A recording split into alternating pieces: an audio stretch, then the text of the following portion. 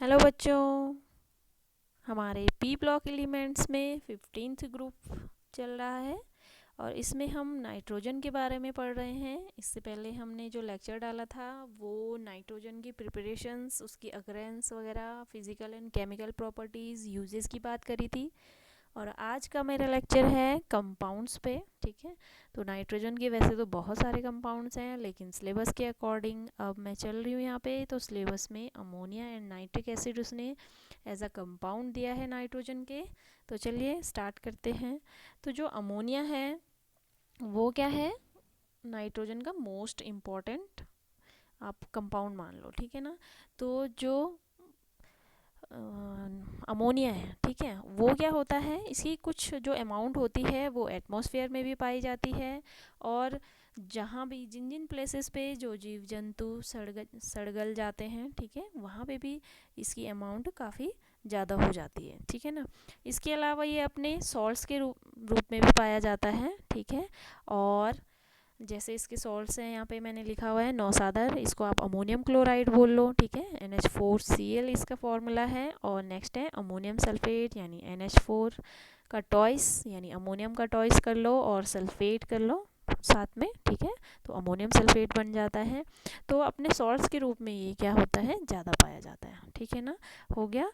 तो चलिए अब इसके प्रिपरेशंस देख लेते हैं। प्रिपरेशंस में मैंने सबसे पहली प्रिपरेशन इसकी जो कार्बनिक यौगिक हैं, ठीक है ना, तो उनसे करी हुई है। ठीक है, जो ऑर्गेनिक कंपाउंड्स होंगे उनसे कैसे फॉर्म होता है ये तो आपको पता है। ऑर्गेनिक कंपाउंड्स जिनमें क्या होगा, कार्बन की प्रेजेंस होगी। ठीक है, तो यहाँ पे मैंने यूरिया ले रखा है, ये यूरिया का फॉर्मूला है। ठीक है, तो यूरिया को जब हम क्या करते हैं, यूरिया हो गया या कोई भी कुछ और आप नाइट्रोजन जिनमें मतलब नाइट्रोजन हो, ठीक है, तो नाइट्रोजन युक्त जो आप ऑर्गेनिक कंपाउंड्स लेंगे उनको जब हम सोडा लाइम के साथ, सोडा लाइम ये संयुक्त रूप से सोडा लाइम कहलाता है, तो इसके साथ गर्म करते हैं तो आपको अमोनिया क्या हो जाती है, प्राप्त हो जाती है। ठीक है ना, हो गया। तो फर्स्ट वाला ये था, इसका जो सेकंड प्रोडक्ट है वो सोडियम कार्बोनेट है। ठीक है, नेक्स्ट है आपका प्रिपरेशन कैल्शियम साइनामाइड से। ठीक है, तो कैल्शियम साइनामाइड में क्या होता है, देखो जब हम कैल्शियम साइनामाइड, मैंने ये ले रखा है, ठीक है ना,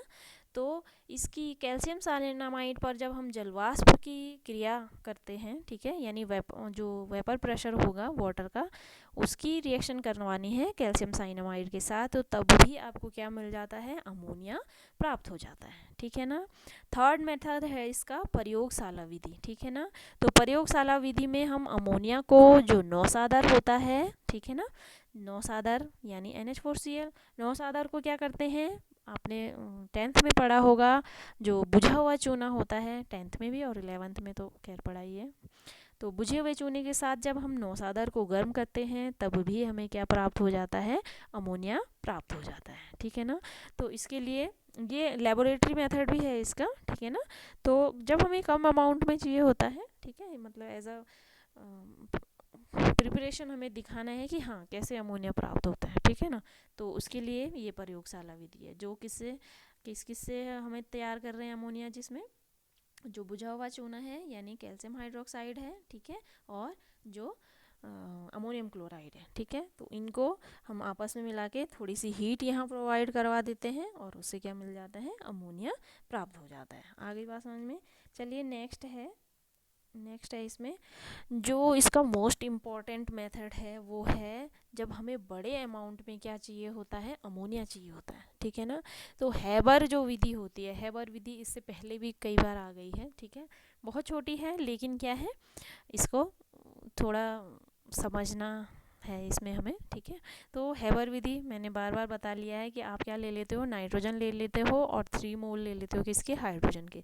तो ये एक रिवर्सिबल रिएक्शन होती है। ठीक है, तो इससे हमें क्या मिल जाता है, अमोनिया मिल जाता है और बहुत सारी एनर्जी क्रिएट होती है। ठीक है ना, चूँकि इसमें बहुत सारी एनर्जी क्रिएट होती है तो इस अभिक्रिया के फलस्वरूप क्या हो जाता है, ताप जो होता है वो बढ़ जाता है। तो आप कह सकते हो कि यह क्या है, एक ऊष्माक्षेपी, यानी ऊष्मा बाहर निकल रही है, तो इसका मतलब एक्सोथर्मिक, ये क्या है, एक एक्सोथर्मिक रिवर्सिबल रिएक्शन है। ठीक है ना, ये देखो रिवर्सिबल का साइन मैंने यहाँ पे लगाया हुआ है। ठीक है, तो एक्सोथर्मिक रिवर्सिबल रिएक्शन है ये। ठीक है ना, तो आगे देखो, अब क्या होता है इस अभिक्रिया में, क्या होता है जो अभिकारक होते हैं, ठीक है, ये अभिकारक, इनके आयतन में क्या हो जाती है, कमी हो जाती है, ठीक है ना। अब आपको मैंने 11 में ली चैटेलियर प्रिंसिपल करवाया था, तो उस प्रिंसिपल के अकॉर्डिंग क्या था कि जो कम ताप होता है और अधिक दाब होता है, ठीक है ना, तो किसी भी जो रिवर्सिबल रिएक्शन होती है उसके लिए क्या होना चाहिए, बोला कम ताप होना चाहिए और प्रेशर क्या होना चाहिए, अधिक होना चाहिए। तो इस प्रकार से हमें क्या होगी, फिर अधिक से अधिक अमोनिया प्राप्त हो जाएगी, ठीक है। ये और इस तरह से जब आपको पता है, ठीक है, कि जो अभिक्रिया का वेग होगा उसको भी हम क्या कर सकते हैं, बढ़ा सकते हैं। ये खैर अभी हमने केमिकल काइनेटिक्स तो पढ़ी नहीं है, ठीक है, तो चलिए कोई बात नहीं, थोड़ी बहुत इसमें बात शायद कभी हुई होगी हमारी, ठीक। तो जो इस प्रोसेस हैबर प्रोसेस से हमें क्या होता है, अधिक अमोनिया क्या हो जाता है, प्राप्त हो जाता है, और इस तरह से हम अभिक्रिया का वेग भी क्या कर सकते हैं, बढ़ा सकते हैं, ठीक है। अब अभिक्रिया का वेग कैसे बढ़ाएंगे, कुछ कैटलिस्ट की प्रेजेंस से, ठीक है ना, कैटलिस्ट की प्रेजेंस से बढ़ाना है, और इसमें ताप भी हमें लगभग क्या करना पड़ता है, 500 डिग्री सेंटीग्रेड तक रखना पड़ता है, और जो वायुमंडलीय दाब होता है वो लगभग 200 बार के बराबर रखा जाता है, ठीक है ना। तो इस तरह से क्या हो जाता है, जो जो भी हमने उत्प्रेरक ले रखे हैं, यहाँ पे आपको दिख रहा होगा, यहाँ पे थोड़ा ये दूसरा वाला मतलब चित्र मिल गया मुझे, तो यहाँ पे तो ये इसने जो आयरन ऑक्साइड ले रखा है, लेकिन वैसे जो मॉलिब्डेनम होता है उसकी सूक्ष्म मात्रा ले लेते हैं हम किसके साथ, आयरन के चूर्ण के साथ। तो आपके पास जो बुक होगी तो बुक के अकॉर्डिंग आप इसका डायग्राम बना लेना, ये वाला डायग्राम कोई बात नहीं रहने देना, मैंने थोड़ा समझाने के लिए इसको ये मिला तो इसी को मैंने क्या कर लिया, रख लिया है, ठीक है।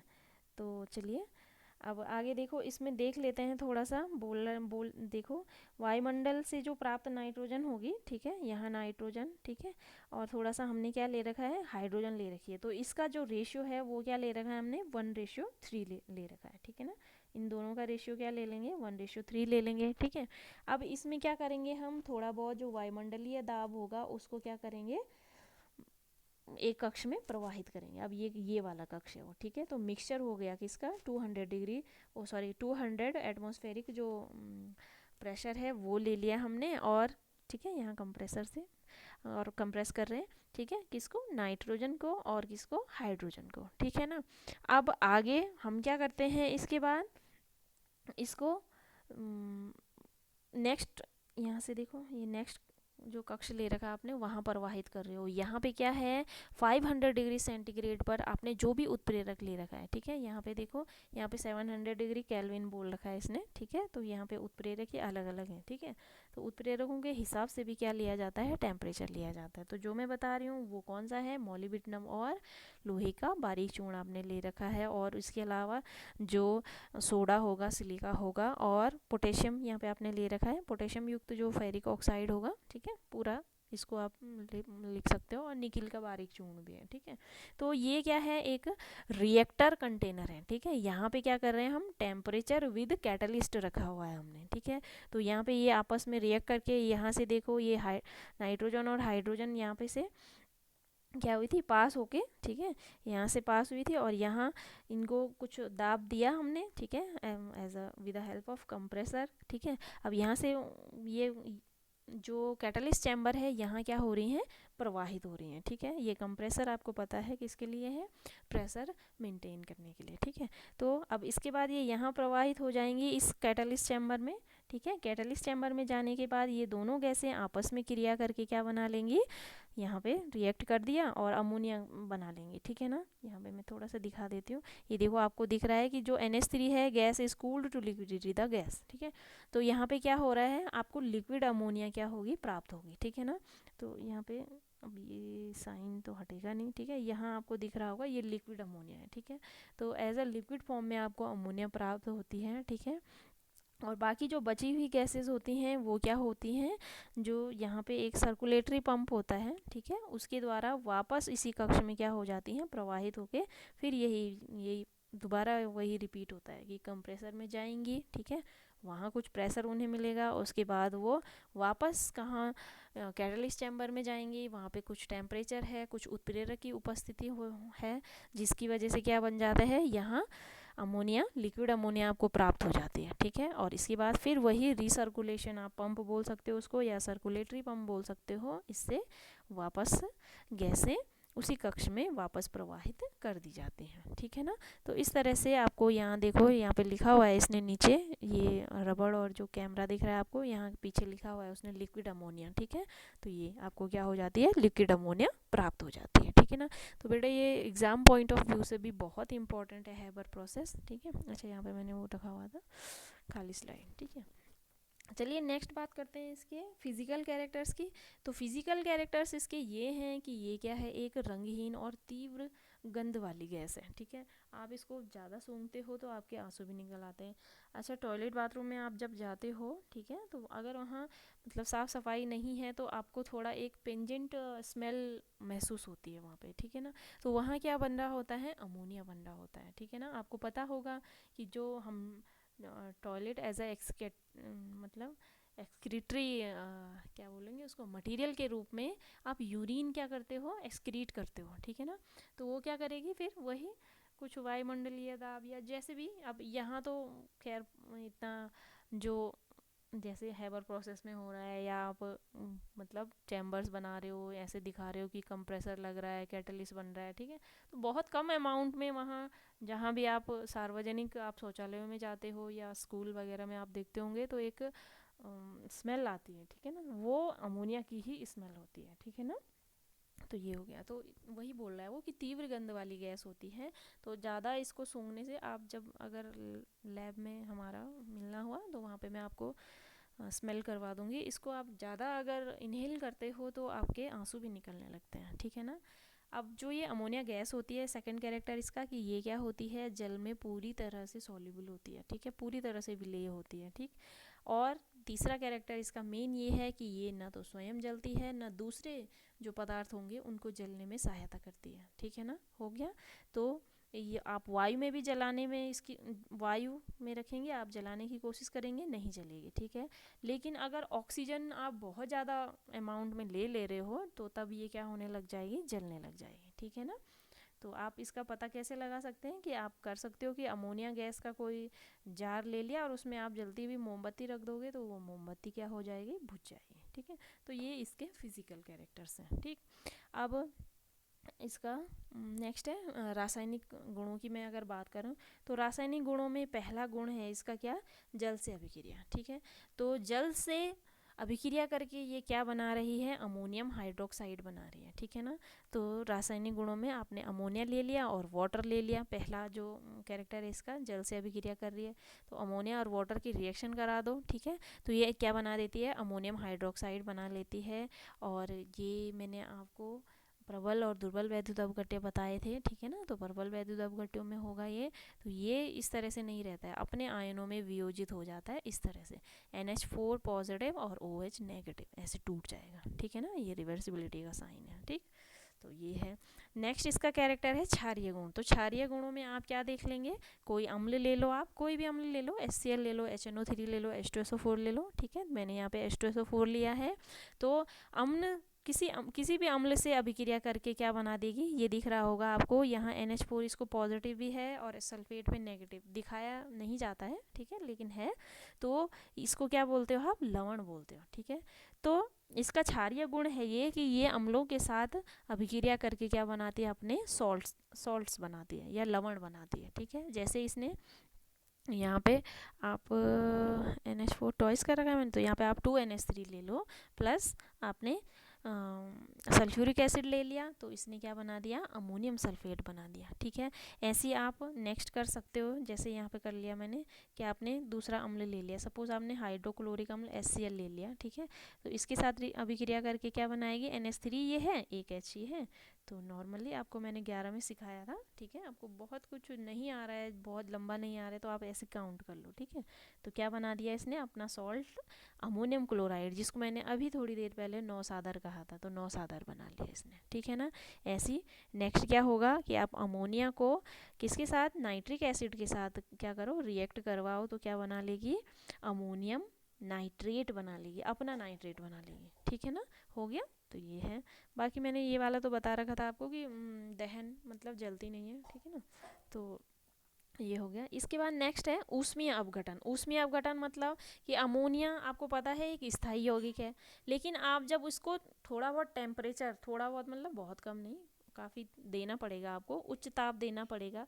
अगर आप ताप नहीं दे रहे हो तो आप, मैंने आपको विद्युत स्फुलिंग एक टर्म बताया था नाइट्रोजन में, ठीक है। तो विद्युत स्फुलिंग या फिर आप बोलो उसको इलेक्ट्रिक स्पार्क भी आप कह सकते हो, ठीक है। तो जब अमोनिया में आप इलेक्ट्रिक स्पार्क करवाओ या फिर हाई टेम्परेचर दो, तो ये क्या हो जाती है, वापस अपने जो क्या बोलते हैं अवयव होते हैं, कंपोनेंट्स होते हैं, उनमें क्या हो जाती है, विघटित हो जाती है। यानी जिससे ये बनी हुई थी, किससे बनी हुई थी, नाइट्रोजन और हाइड्रोजन से मिलके बनी थी, वापस उन्हीं में क्या हो गई, टूट गई अमोनिया, ठीक है। तो कभी कभी आ जाता है ये वाली रिएक्शन।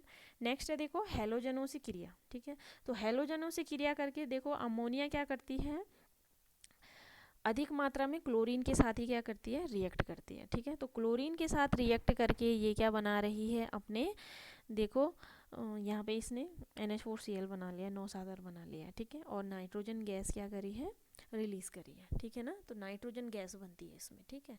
मेन आप ऐसे लिख लो। तो देखो ये लिया है इसने NH3 ले लिया आपने अमोनिया, इसकी क्लोरीन के साथ रिएक्शन करवाई तो नाइट्रोजन और क्या बना लिया, हाइड्रोक्लोरिक एसिड बना लिया।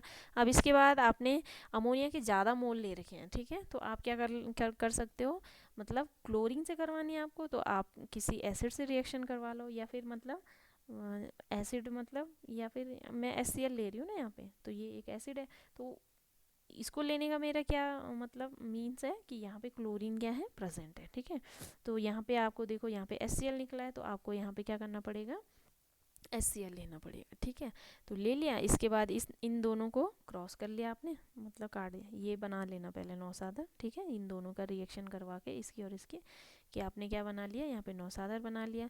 अब क्या करोगे कि 6HCl और 6HCl को काट दोगे और ओवरऑल रिएक्शन आपको ये नीचे वाली प्राप्त हो जाएगी, 6 और 2 8 NH3 मिल गए, 3Cl2, यानी लेफ्ट हैंड साइड ये दोनों हैं और राइट हैंड साइड क्या है, N2 है और अमोनियम क्लोराइड है, ठीक है, हो गया। तो ये है। इसके बाद क्षारीय धातुओं से अभिक्रिया तो क्या करती है, अच्छा इसमें एक चीज़ और बता देती हूँ मैं, हैलोजनों से अभिक्रिया, अगर आपने क्या ले रखा है कि क्लोरीन की मात्रा आपने बहुत ज़्यादा कर ली और अमोनिया आपने कम मात्रा में ली है, तो तब ये क्या बनाएगी, नाइट्रोजन ट्राइक्लोराइड बनाएगी। देखो मैं यहाँ पे बता देती हूँ कहाँ क्लाइड, देखो ऐसे बहुत, मैंने क्या बोला, नाइट्रोजन ओ अमोनिया आपने क्या ले रखी है, कम ले रखी है, ठीक है। और क्लोरीन आपने क्या ले ली, ज़्यादा। तो मैं क्लोरीन के 3 मोल ले लेती हूँ, 1 मोल किसका ले लिया मैंने, NH3 का ले लिया, ठीक है। तो ये इस तरह से फिर क्या बनाएगी, देखो नाइट्रोजन आपको पता है 3 सहसंयोजक बंध बना सकता है, ठीक है। यहाँ पे 3 दूनी 6 Cl है हमारे पास, तो 6 में से 3 Cl नाइट्रोजन के साथ सहसंयोजक बंध बना लेंगे। तो ये जो प्रोडक्ट बना है इसको हम बोलते हैं नाइट्रोजन 3 है तो ट्राई और Cl क्लोराइड। तो नाइट्रोजन ट्राई क्लोराइड बनाता है, जो एक क्या है, विस्फोटक पदार्थ है, ठीक है ना। आगे बात समझे, बाकी 3 Cl यहाँ बचे हुए हैं और 3 H है तो 3HCl, ठीक है। तो इसको तो आप, इससे आप नोन हो, ये कभी कभी आ जाता है, वो भले मैंने लिखा नहीं है वहाँ पे हैलोजनों से अभिक्रिया में, लेकिन आप इसको नोट कर लेना, ठीक है ना। तो ये क्या है, लिख लेना इसको, नाइट्रोजन ट्राइक्लोराइड, जो कि एक क्या है, अति विस्फोटक पदार्थ है, ठीक है। चलिए इसके बाद अब क्या है, क्षारीय धातुओं से अभिक्रिया। तो क्षारीय धातुएं, ठीक है, आपको पता है sodium potassium rubidium caesium francium, इनसे अभिक्रिया करके ये उन धातुओं के क्या बनाती है, एमाइड्स बनाती है, ठीक है ना। तो जैसे मैंने यहाँ पे सोडियम ले लिया है, ठीक है, तो अमोनिया की रिएक्शन करवाई सोडियम के साथ, तो ये क्या बना देगा, यहाँ पे सोडामाइड बना देगा और हाइड्रोजन गैस रिलीज हो जाएगी, ठीक है, हो गया, हो गया। अब इसके बाद नेक्स्ट क्या है कि जो अमोनिया है, ठीक है, और इनकी हम अगर कुछ कोई आयंस हैं इनके साथ अगर रिएक्शन करवाएं तो इनके साथ रिएक्शन कैसे करती है ये, तो जब हम अमोनिया का क्या कर लेते हैं, जलीय घोल ले लेते हैं, कोई भी जलीय घोल ले लिया, मैंने यहाँ पे क्या ले रखा है, अमोनियम हाइड्रोक्साइड का घोल ले लिया, इसमें अमोनिया है, ठीक है। आप इसको तोड़ोगे NH4OH को, ठीक है, तो जलीय घोल है, ठीक है। तो वैसे ही NH4OH नेगेटिव में टूटता है, मैंने आपको बताया था, ठीक है। तो अब यहाँ पे इस पे कहीं ना कहीं क्या है, NH3 प्रेजेंट है और यहाँ H2O, ठीक है। तो जलीय घोल ले रखा है, जल में घोल रखा है, तो तब जाके ये NH4 क्रिएट किया, जैसे मानना NH3 प्लस H2O, और इसको क्या बना दिया मैंने, NH4OH बना दिया, और आप इसको क्या बोल रहे हो, जलीय घोल बोल रहे हो। आ गई आप समझ में, ठीक है। तो 3 मोल्स ले लिए मैंने इस जलीय घोल के, ठीक है। NH3 और H2O को मिला के, यानी अमोनिया को जब हमने जल के साथ मिलाया तो उसका जलीय घोल बना, और उस जलीय घोल के मैंने 3 मोल्स ले रखे हैं, जिसकी रिएक्शन हमें क्या करानी है, जो फेरिक बोल लो आप, और एल्यूमिनियम के 3 पॉजिटिव और क्रोमियम 3 पॉजिटिव आयनों के साथ इसकी रिएक्शन करवाते हैं, तब क्या होता है, ठीक है। तो चलिए देखते हैं क्या होता है। तो जब फेरिक क्लोराइड की रिएक्शन हम अमोनिया के जलीय घोल अमोनियम हाइड्रोक्साइड से कराते हैं, तो हमें फेरिक हाइड्रोक्साइड का क्या मिलता है, भूरा अवक्षेप मिलता है, ठीक है ना, हो गया। तो ब्राउन पीपीटी। अब अवक्षेप क्या होता है, आपने कभी देखा होगा, आप मक्खन घर में बनाते होंगे, ठीक है, छाछ, ठीक है, छाछ बनाए तो छाछ नीचे रह जाता है, ऊपर क्या आ जाता है, मक्खन आ जाता है, ठीक है। तो वो मक्खन तैरता रहता है, तो वो एज अ प्रेसिपिटेट आप उसे मान सकते हो, ठीक। तो वो क्या है, पीपीटी। तो इसी तरह से जब आप इन दोनों को मिक्स करते हो तो जो आपको प्राप्त होता है, यानी क्या मिल रहा है, ये जो आयन है, फेरिक आयन है, 3 है इस पे लगे हुए, ये देखो फेरिक। तो फेरिक आयन्स के, या जो भी आप बोलो, फेरिक है, एल्यूमिनियम 3 पॉजिटिव है, या क्रोमियम 3 पॉजिटिव है, इनके क्या मिलते हैं, हाइड्रोक्साइड मिलते हैं, ये दिख रहा होगा हाइड्रोक्साइड, OH OH OH, ठीक है। तो इनके क्या प्राप्त होते हैं, हाइड्रोक्साइड प्राप्त होते हैं, ठीक है। और वो भी किस फॉर्म में, प्रेसिपिटेट फॉर्म में। तो अलग अलग कलर के, जैसे आयरन का है तो वो ब्राउन कलर का है, ठीक है। ऐसे यहाँ पे एल्यूमिनियम का करा रखा है मैंने, ठीक है, एल्यूमिनियम का करवाया, ठीक, इसी के साथ सेम, तो वाइट प्रेसिपिटेट मिला एल्यूमिनियम हाइड्रोक्साइड का, ठीक है ना। बाकी ये प्रोडक्ट तो आए गए। इसके बाद क्रोमियम का करवा रही हूँ, तो क्रोमियम का कैसा, ग्रीन, यहाँ पे जगह नहीं थी तो यहाँ पे इसका ग्रीन प्रेसिपिटेट मिलता है, ठीक है। तो इन प्रेसिपिटेट से भी आप क्या कर सकते हो, पहचान कर सकते हो, ठीक है। आपको आगे प्रैक्टिकल भी करने हैं इस पर, ठीक है, ऐसे ही। चलिए इसके बाद नेक्स्ट क्या है, अब है सिल्वर नाइट्रेट से अभिक्रिया, ठीक है। तो ये आते भी हैं आपके पास, तो आगे ऑर्गेनिक केमिस्ट्री में आएंगे। तो जब अमोनिया का जलीय घोल ले रखा आपने बनाया था, NH3 को हमने वाटर के साथ मिलाया और क्या बन गया, अमोनिया का जो जलीय घोल है, यानी अमोनियम हाइड्रोक्साइड मिल गया। अब इस अमोनियम हाइड्रोक्साइड की जब हम सिल्वर नाइट्रेट के साथ रिएक्शन करवाएंगे तो क्या होगा, इस सिल्वर ऑक्साइड का वाइट, ठीक है, वाइट जो अभी हमने बोला प्रेसिपिटेट प्राप्त होता है, ठीक है ना, वाइट बोल सकते हो आप, और वो थोड़ा सा ब्राउनिश वाइट हो सकता है, ठीक है, सफ़ेद भूरा भी हो सकता है या वाइट हो सकता है। तो ब्राउनिश वाइट जो प्रेसिपिटेट होता है वो प्राप्त होता है। अब इस, ये प्रोडक्ट आप देख लेना बैलेंसिंग करके। अब इस प्रेसिपिटेट को जब हम क्या करते हैं, वापस उसी के जलीय घोल में, यानी अमोनियम हाइड्रोक्साइड में, लेकिन इस बार हमने क्या लेना है, थोड़ा ज़्यादा लेना है, ठीक है। और उसके साथ साथ क्या करेंगे, जो ये ले रखा है हमने product as a product ammonium nitrate, ठीक है। तो ये जो ये है, क्या बोलते हैं इसको, सिल्वर ऑक्साइड, अमोनियम नाइट्रेट, और वापस क्या ले रखा है, उसी का जलीय घोल, यानी अमोनिया का जलीय घोल ले रखा है। तो जो ये हमें ये मिला है प्रोडक्ट, ठीक है, इसको आप बोल सकते हो विलेय है ये, ठीक है। तो इसको आप संकर लवण बोल सकते हो, ठीक है।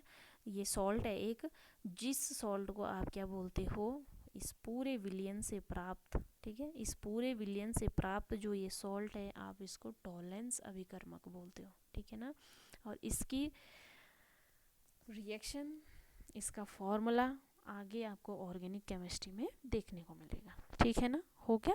तो ये रिएक्शन ज़रूर कर लेना, ठीक है। इसके बाद अमोनिया की क्या देख लेते हैं, उपयोग देख लेते हैं। तो अमोनिया क्या होता है, नाइट्रिक अम्ल को बनाने में बहुत यूज़ होता है, ठीक है। इसके बाद प्रयोगशाला में भी इसका हम क्या करते हैं, एज अ अभिकर्मक के रूप में हम इसको ले लेते हैं, ठीक है। नेक्स्ट क्या है इसका, कि इससे जो यूरिया है, ठीक है, और यहाँ पे कॉमा लगा लेना, और अमोनियम लवण होंगे और भी, और कुछ खादें भी, ठीक है। उन खादों को, उर्वरक लिखा हुआ है, खादें जो फसल में यूज़ होती हैं, उनको बनाने में भी ये क्या आता है, काम में लाया जाता है, कौन, अमोनिया। ये these are uses of ammonia, ठीक है। रिएक्शंस ख़त्म हो गई हैं, केमिकल प्रॉपर्टीज़ ख़त्म हो गई, यूजेस चल रहे हैं, ठीक है। और नेक्स्ट इसका उपयोग ये है कि ये एज अ जो विस्फोटक पदार्थ होते हैं उसकी तरह से भी इसको यूज़ किया जा सकता है, ठीक है। बर्फ़ बनाने में भी इसको यूज़ कर सकते हैं, ठीक है। और जो आपका आर्टिफिशियल फाइबर्स होते हैं, ठीक है, आर्टिफिशियल फाइबर्स हो गया, और आंसू गैस बनाने में भी अमोनिया क्या करती है, काम में लाई जाती है, ठीक है। अब अमोनिया वैसे मैंने 11 में आपको पढ़ाया था, अमोनिया पढ़ाया था, वाटर पढ़ाया था, ठीक है, थर्ड चैप्टर में।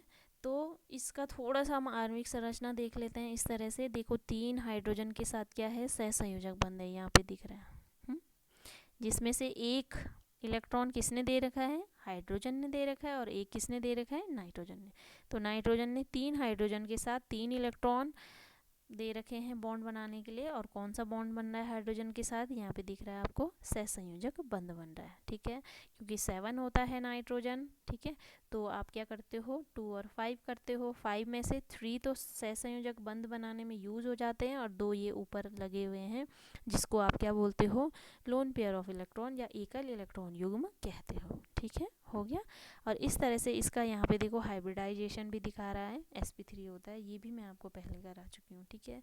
और इसका बॉन्ड एंगल इसने यहाँ पे 106.8 डिग्री लिखा हुआ है, ठीक है। तो वैसे 107 माना जाता है, ठीक है, 107 इसका क्या हो जाता है, वैसे 109 होना चाहिए, but due to presence of lone pair वो क्या हो जाता है, जो बॉन्ड एंगल हो जाता है वो घट के 107 हो जाता है, ठीक है, हो गया। तो आज का लेक्चर ये इतना ही था, चलिए आप इसको इतना कीजिए।